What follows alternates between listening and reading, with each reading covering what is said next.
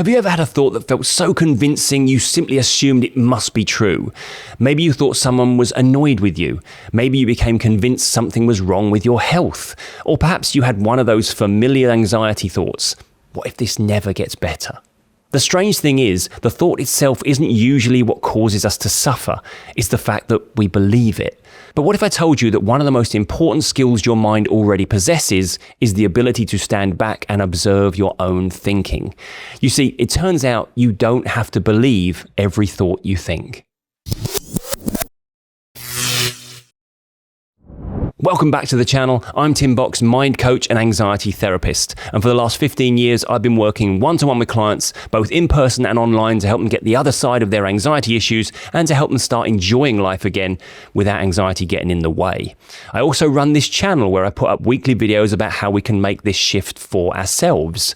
One of the comments I see quite regularly on this channel goes something like this.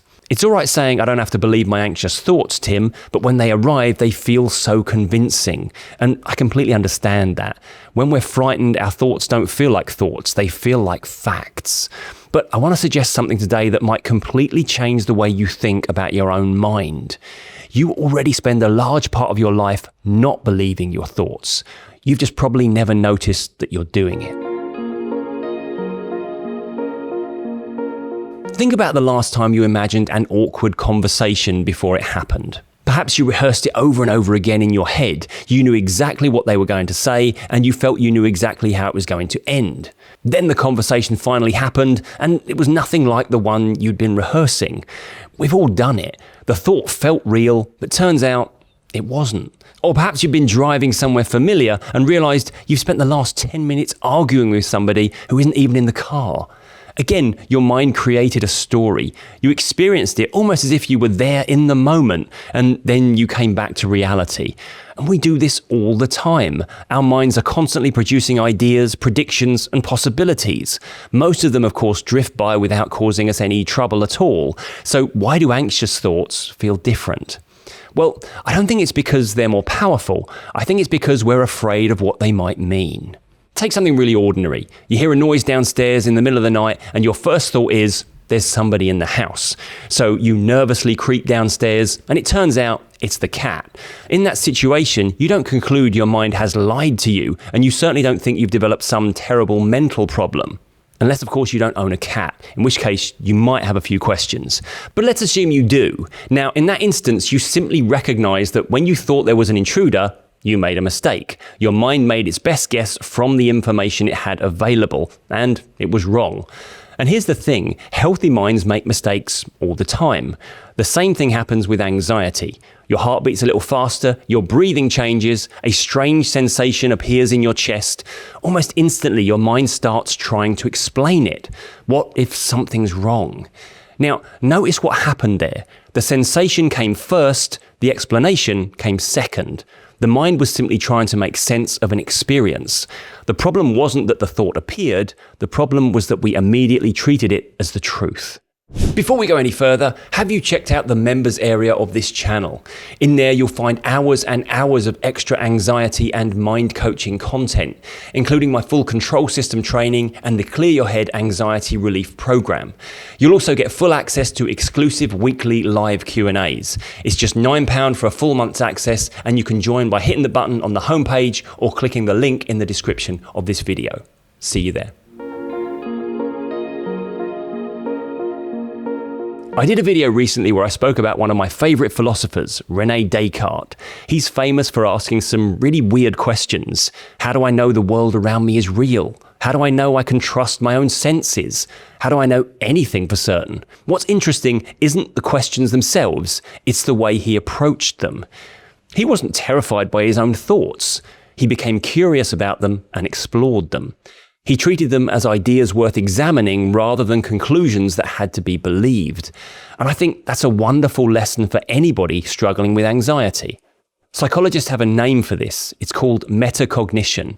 It simply means thinking about your own thinking, stepping back for a moment and noticing what's happening in your own mind instead of automatically accepting every thought as true. The remarkable thing is that you're already doing this. Human beings do it every day. In fact, it's one of the things that separates humans from other forms of life. Anxiety hasn't taken that simple human ability away from you. Fear has simply made you forget that you have it. You'll often hear me talk about the analogy of the mind being like a ship, with a captain and a crew on board. The captain is our conscious mind and the crew is our subconscious. Whilst the captain has a good idea of where it would be best to sail to, the crew are the ones with their hands on all the things that steer and sail the ship. And at times, they might have their own ideas about where we need to go to stay safe and achieve happiness. You see, the crew are constantly scanning the horizon, looking for anything they think might be important. And 90% of the time, they're doing a pretty bang-on job. But sometimes they're going to give you something weird, like mistaking a cloud for a pirate ship. But that's okay, because their job isn't to be perfect. Their job is to report what they think they've seen. The captain's job is different. The captain listens, sometimes changing course based on what we've noticed, sometimes just smiling at the fact his crew just thought a cloud was a pirate ship. But importantly, not ignoring the crew, just not always taking every thought as 100% accurate. The captain's job is to lead, not to be led by every scary possibility the crew throw up or every fearful question they pose. Perhaps that's what recovery really looks like. Not getting rid of anxious thoughts, not trying to win an argument with your own mind, but simply becoming less frightened of what your mind has to say. When you become curious instead of fearful, something shifts. You stop asking, what if this thought is true? And you start asking, is this thought true, or is it simply my crew seeing things through the lens of fear? Sometimes people tell me, Tim, I can't help believing my anxious thoughts. But I find that sentence interesting because hidden inside it is something incredibly important. Notice they don't say, I am my anxious thoughts. They say, I'm believing them. So wait, who's the I that's noticing the believing? There's already a part of you standing outside of the thought, observing what's happening. That observer has been there all along with a pretty good handle on what's actually true or false. You just at some point stop trusting it. And perhaps that's one of the most important discoveries you can make. You're not actually trapped inside every thought your mind creates. You can listen without panicking. You can wonder without worrying. And you can discover that thoughts are exactly what they've always been. Just thoughts, not facts. So no, you don't have to believe every thought you have, and you can disbelieve them while still recognizing there's nothing wrong with having them. If the ideas discussed in this video are resonating with you and you'd like my personal guidance to help you get the other side of anxiety, then follow the link in the comments to book a free, no obligation consultation. And if you found this video helpful, please give it a like and subscribe to the channel for weekly videos on anxiety and understanding how the mind works.